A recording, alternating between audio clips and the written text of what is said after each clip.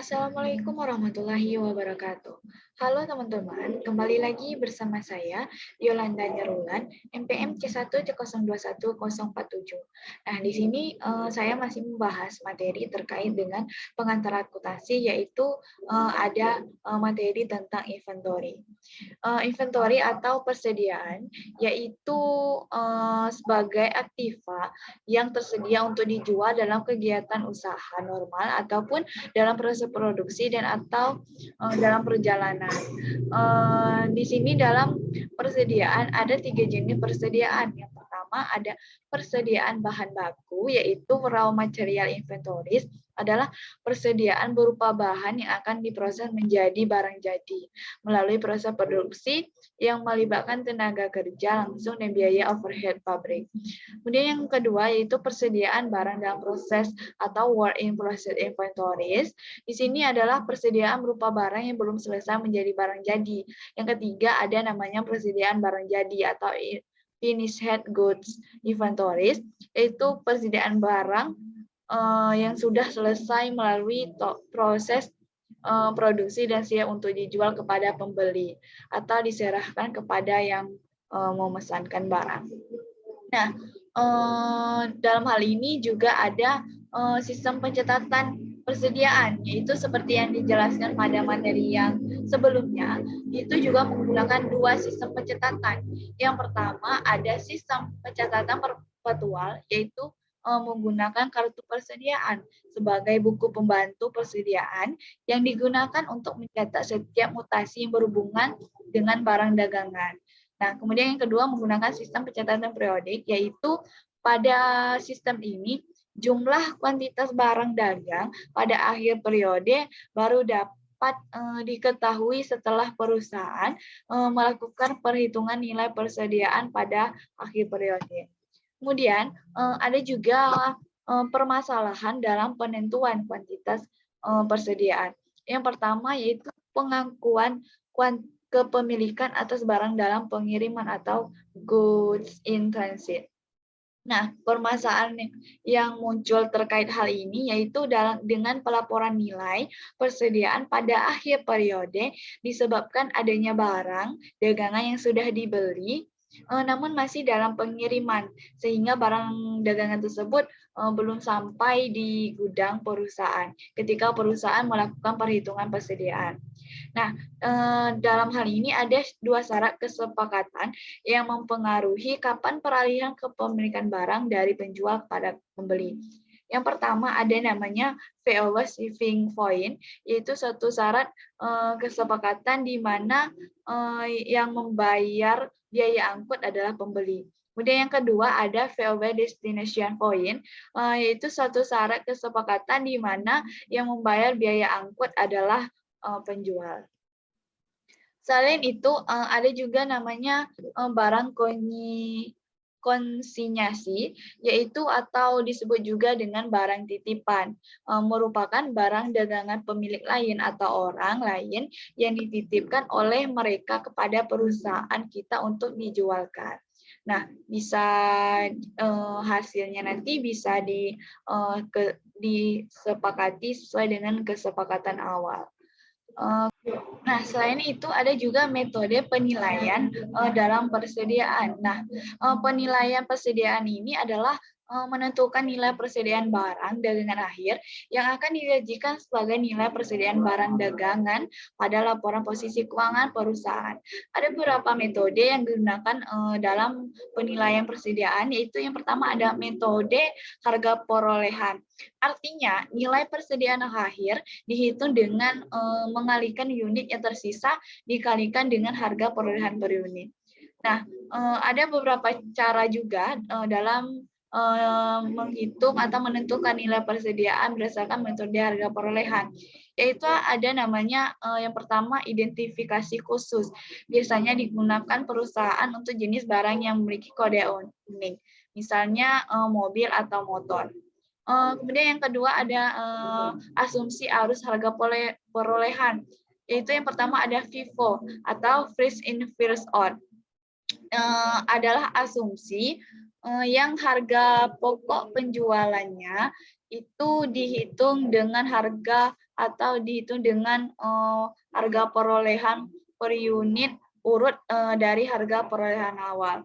Kemudian yang kedua ada LIFO atau last in first out, yaitu harga perolehan atas barang yang terjual atau cost of good available for sale itu dengan nilai persediaan barang dagangannya urut berdasarkan harga perolehan per unit urut harga perolehan terakhir. Nah, kemudian ada juga rata-rata. Di sini asumsi arus harga perolehan, di mana nilai persediaan barang dagangan akhir dihitung dengan mengalihkan unit yang tersisa dengan harga perolehan rata-rata per unit. Ada dua perhitungan, yaitu ada metode rata-rata sederhana dengan rumus harga perolehan rata-rata sama dengan harga perolehan rata dibagi dengan banyaknya harga. Kemudian yang kedua ada metode rata-rata terhitung, yaitu harga perolehan rata sama dengan cost of goods available for sale dibagi dengan unit available for sale. Nah, yang keempat ada namanya metode lower of cost or net realizable value atau metode yang digunakan oleh perusahaan yang mempunyai persediaan kategori barang usaha atau usang, karena metode ini mulai berdasarkan harga terendah dengan NRV sama dengan harga jual pada situasi normal dikurang dengan estimasi biaya yang dikeluarkan untuk menyelesaikan atau menjadikan persediaan itu dapat terjual. Kemudian ada juga pengaruh asumsi arus harga perolehan terhadap pajak dan laba perusahaan. Pengaruh asumsi arus harga perolehan terhadap pajak dan laba adalah perusahaan dapat memperkecil laba, akibatnya pajak yang dibayarkan menjadi kecil. Namun dalam akuntansi, perhitungan atau asumsi LIFO itu tidak diperkenankan. Kenapa? Mengapa tidak diperkenankan? Jawabannya adalah karena LIFO itu tidak relevan atau LIFO itu memperkecil pajak. Namun dalam perusahaan khususnya yang ada di Indonesia, tidak mungkin perusahaan itu mau mengambil pajak yang kecil. Pasti perusahaan tersebut mau mengambil pajak yang besar. Kemudian dalam penyajian pada laporan keuangan dan analisis terkait persediaan barang dagangan, di sini persediaan itu merupakan elemen utama dari modal kerja dan merupakan elemen terbesar dari aset perusahaan, terutama pada perusahaan dagang yang membeli dan menjual barang dagangan. Nah, selain itu dalam inventory ada juga inventory error-nya. Apakah teman-teman tahu apa saja yang menyebabkan inventory tersebut mengalami kesalahan? Yang pertama ada namanya kesalahan dalam perhitungan fisik dan menentukan harga perolehan dari suatu inventory. Kemudian yang kedua ada ketidakpastian barang dalam pengiriman. Kemudian ada pun efek dalam laporannya, yaitu ada efek dalam laporan laba rugi, yaitu berdampak pada cost of goods sold dan net income-nya. Kemudian terjadi pada beginning inventory dan ending inventory-nya. Kemudian efek yang kedua yaitu efek kesalahan dalam laporan posisi keuangan, yaitu kesalahan persediaan pada laporan ini hanya terjadi pada ending inventory. Kemudian, kelompok susuran aset diambil pada akun inventory dari nilai ending inventory. Baik, di sini saya akan melanjutkan materi tentang pengantar akuntansi, yaitu ada namanya materi fraud, internal control, and cash. Nah, di sini maksudnya yaitu fraud itu maksudnya adalah kecurangan. Kecurangan adalah kesalahan yang sering terjadi dilakukan secara berulang. Nah, alasan-alasan terjadinya kecurangan itu yang pertama ada tekanan keuangan atau finance pressure. Yang kedua ada faktor kesempatan atau opportunity. Dan yang ketiga ada merasionalisasi atau pembenaran kesalahan atau rationalism. Kemudian di sini ada namanya penjualan fiktif, adalah penjualan secara besar-besaran dan tidak diketahui oleh perusahaan. Di dalam hal ini ada pengendalian internalnya, yaitu ada internal control dalam mengendalikan kecurangan atau fraud tersebut. tersebut. Yaitu maksudnya internal control di sini adalah cara atau mekanisme yang digunakan untuk mencegah terjadinya kecurangan. Nah, di sini ada tujuan dicatat melalui 5 untuk kerangka kerja terintegrasi dan pengendalian internal. Yang pertama ada fungsi internal control, yaitu menjaga aset perusahaan agar tidak hilang atau dicuri. Yang kedua, meningkatkan keakutan dan reliabilitas dan pencatatan akuntansi. Dan yang ketiga, meningkatkan efisiensi operasi. Dan yang keempat, memastikan bahwa semua aturan atau hukum itu harus dipenuhi dan tidak boleh dilanggar apabila kita termasuk anggota atau dalam perusahaan tersebut.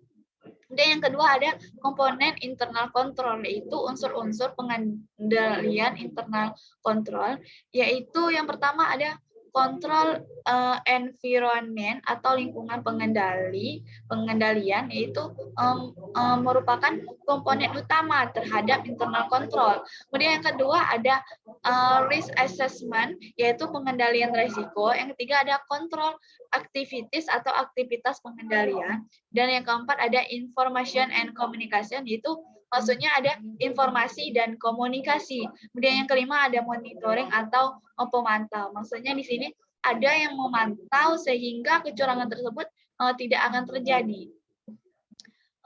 Kemudian ada prinsip dalam aktivitas pengendalian. Yang pertama ada establishment responsibility, yaitu pembagian tanggung jawab dan tugas-tugas secara jelas.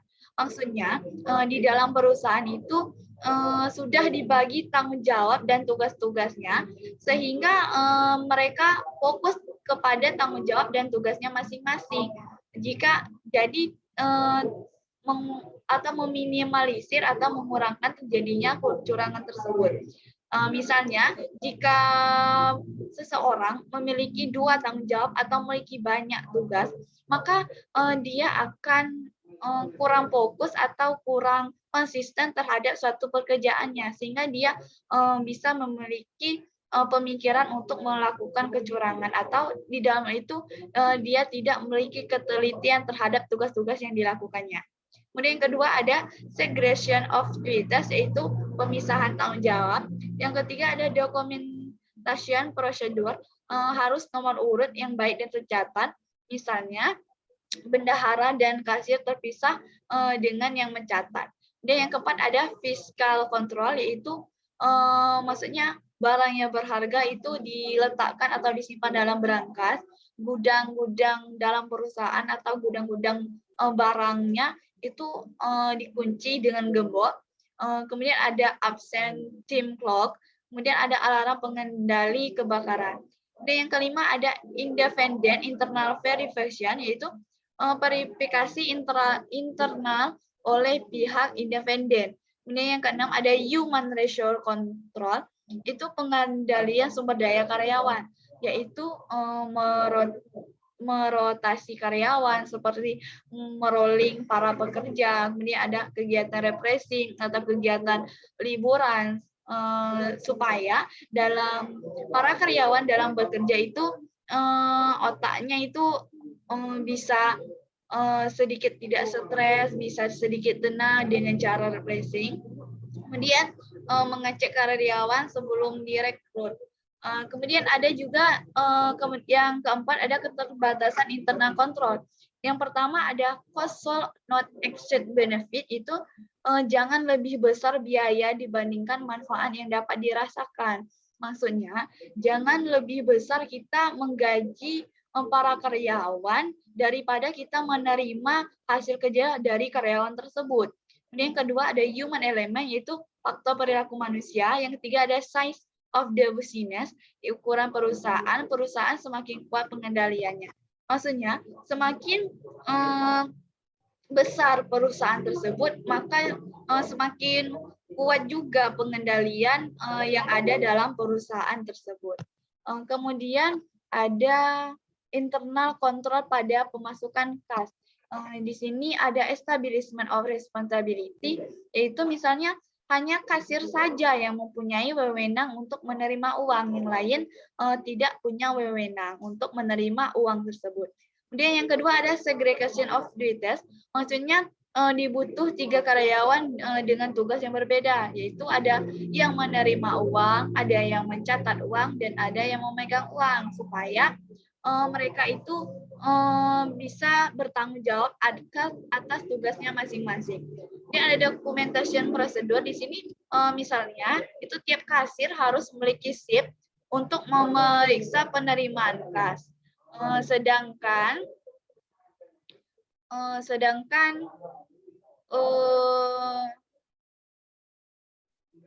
setiap nota memiliki nomor urut, atau dalam hal ini tiap kasir harus memiliki chip untuk memeriksa penerimaan kas. Setiap nota juga harus memiliki nomor urutnya masing-masing. Kemudian ada independent internal verification, maksudnya di sini adalah contohnya bendahara membandingkan jumlah yang diterima dan dikeluarkan atau yang disimpan, maksudnya jumlah yang diterima terus harus dicatat, dan yang dikeluarkan juga harus dicatat agar kita mengetahui apa saja sih uang yang diterima tersebut, kemudian apa saja sih uang yang dikeluarkan tersebut. Kemudian yang kelima ada fiscal control, maksudnya di sini adalah contohnya penyimpangan barang berharga seperti berangkas dan lain-lain. Nah, di sini ada juga internal control terkait dengan pengeluaran kas. Yang pertama ada dalam jumlah kecil, maka menggunakan kas dana kecil.